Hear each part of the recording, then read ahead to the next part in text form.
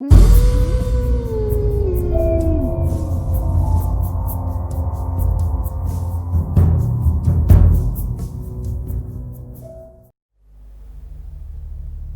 everyone, Adrian here. Today I'm back with the White Death horror story. Watch till the end so that you don't miss any part of the story. White Death. The White Death is a creepy story about a vengeful spirit in Mexico who hunts down anyone who knows about her existence. I am currently sitting in front of my computer, scared witless. Every moment could be my last. My friend is here with me, and he is the sole reason why my life is in danger. It may not make sense at first, but let me explain. It all started earlier today, when a friend of mine burst into my house and slammed the door behind him. His eyes were wide with fear, and he stood there with his back against the door, breathing heavily. I asked him what had happened, and he told me this story.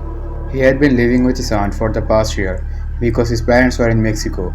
They were doing mission work at a small hospital in southern Mexico.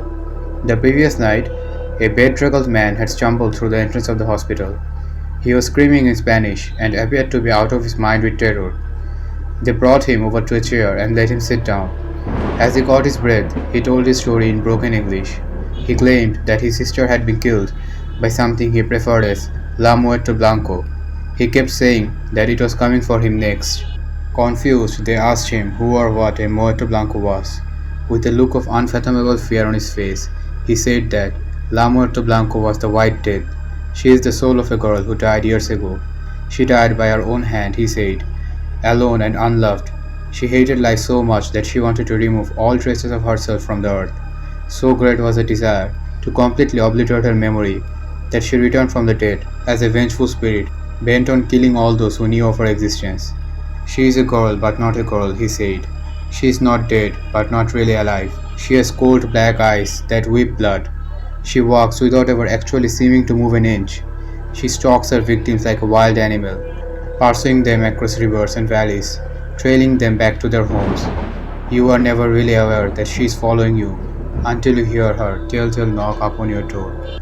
She knocks once for your skin, which she will use to patch her own decaying flesh, twice for your hair, which she will gnash between her teeth, three times for your bones, which she will fashion into clubs, four times for your heart, which she will tear out of your chest, five times for your teeth, which she will polish and keep in a box, six times for your eyes, which she will pluck out one by one, seven times for your soul, which she will swallow whole. No matter where you go, the White Death will track you down, and you will hear her terrible knocking begin on the door. You can try to outrun her, but she is faster than any mortal man. If you flee from your home while she is knocking on your door, she will follow you wherever you go. The terrified man was certain that this thing had killed his sister. He had tried to tell the police about the White Death, but they would not listen, dismissing it as an old wives' tale. Next, he had tried to tell his priest, but the priest immediately shut the door of the church in his face and turned him away.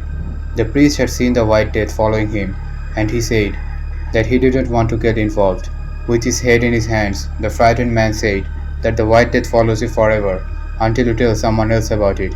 Then it strikes. It kills you and begins following the person you told.